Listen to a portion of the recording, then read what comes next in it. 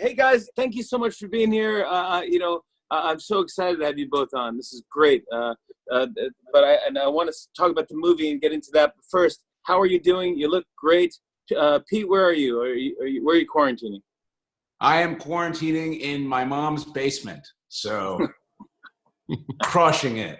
And how's it going for you in quarantine? Are you doing okay? I'm doing well. Me and Judd released this video to kind of try and get it out there that the movie's coming out. And I mentioned that I wasn't doing drugs, that I was trying not to. And then literally 3 hours later, a lady rang my doorbell with a full bag of weed and gave it to my mom and said, "I heard your son needs this." So if you see this, yeah, please do not do that. Nice. Because I will sell it. He's a drug dealer now. He's trying, folks. He's trying. Do not give him drugs. Yeah. Oh, my heavens. I love that. 3 hours is not bad, dude. Yeah, 3 hours. They came from Bayonne. They were like, "We just came from Bayonne. We just saw your video. Congrats on the movie." Judd, how about you? You looking good? I made the decision to try to get skinnier.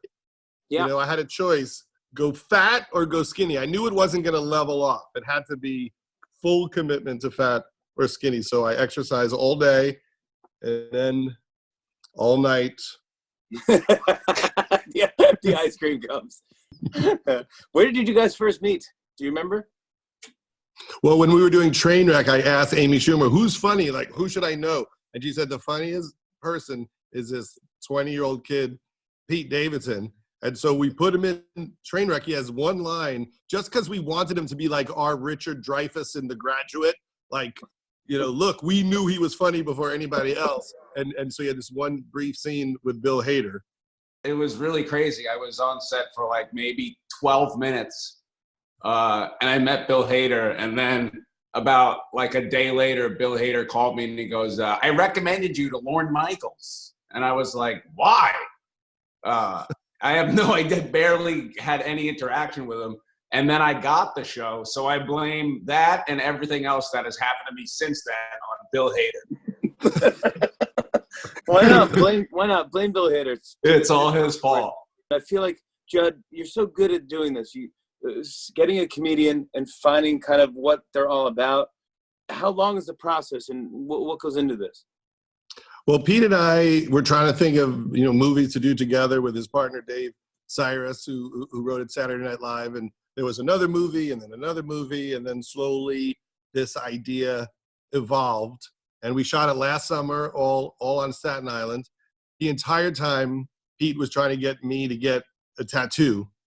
That was the most difficult part of the shoot, was fighting off his attempts to tattoo me. And I can't get a tattoo because I'm so hairy that you wouldn't be able to see it in like 2 hours after I got it. Well, all the hair grows back. And I was always nervous that Pete would get tattoos during the shoot, that he would show up the next day like Post Malone and our continuity would go out the window. You didn't get any, Pete, while the movie was being shot? No. Well, I would get them like after, like, they'd be like, "Hey, today we're shooting without a shirt." And I'd be like, "Well, is this the last day?" And they would be like, and they'd be like, "Yeah." And then I would fill up spots that we were no longer required to have. On the last day of the shoot, Pete got his tattoo artist friend to come to set, and Pete set up a station and said anybody on the crew could get a free tattoo. Yeah. And we thought like, you know, maybe like 3 or 4 people would get it, but the line was like 4 blocks down. And like, it was just so weird. We saw like this sweet lady from like accounting come out with like a giant dragon on her arm. And he's like, "Yeah, I just always wanted to get this." It's fun, but same with Judd, all of your movies. It's like, it's funny and I love it. I watch it for the jokes. There's so many hard laughs in there, but also there's a lot of heart in there, and there's a good story in there always. And I think you're a genius at weaving all of that stuff together. Are you happy that it's coming out the way it is coming out? It's June 12th. It's coming out. Yeah, it's coming out on video on demand. I mean, we always love having the movies in theaters, but we really had the choice to release it really far into the future or release it now. You know, people are home. They need something to watch. I've ran out of everything I kind of planned to watch. Like I'm already through the queue. And now I'm just looking for like shows that have like 700 episodes, like Gunsmoke or every single Simpsons season. So I feel like it would be terrible to hold the movie back. When We need it. And honestly, I was telling you because I watched the movie and it's so perfectly.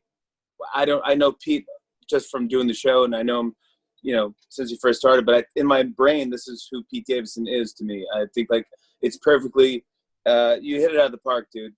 Pete, you hit a homer there, and I was like, I loved it. I thought it was just very you, and I felt like this is what I think your world would be, even though I know it's probably not.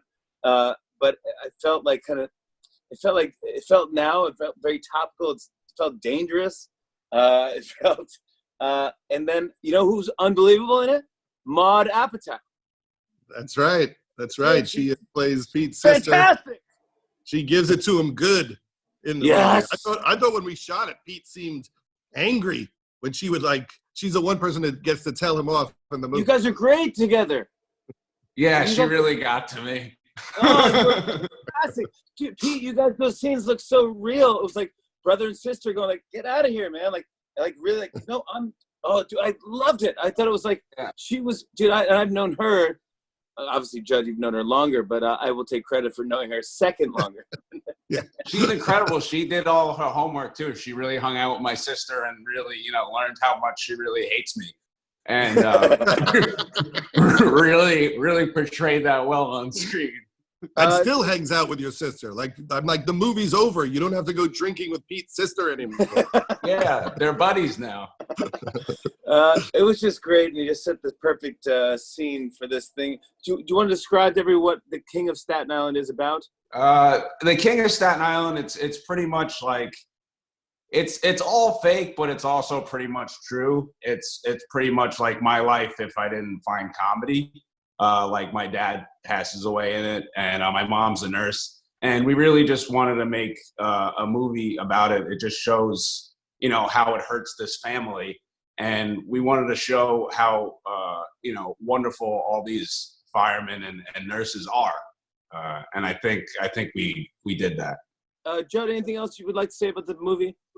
Oh, we're just so happy to get it out there. We were so lucky to get to work with a lot of you know, the firemen and firewomen on the movie. Pete's dad's best friend, John Sorrentino, we made him an actor in the movie, and he was a consultant on the movie. Steve Buscemi, who used to be a fireman, is in the movie. And it was just a great privilege to just be around that community, because they really are heroes, and they're the best people. And I just so hope that they like what we did.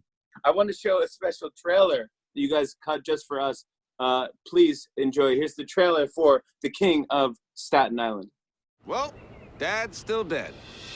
What are you doing with your life? I want to become a real tattoo artist. Your work is mad inconsistent. Obama ain't right. We thought you could help Ray get his kids to school. Kelly, you okay? I'm okay. Oh, I trained her in the car. She's not gonna break. You don't get to act crazy your whole life just because Dad died, okay? Your dad was a hero. And heroes are necessary.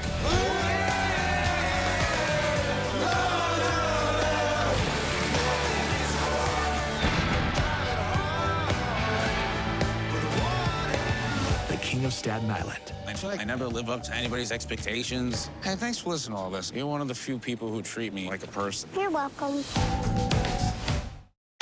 Fantastic. And guys, thank you so much again for coming on our show.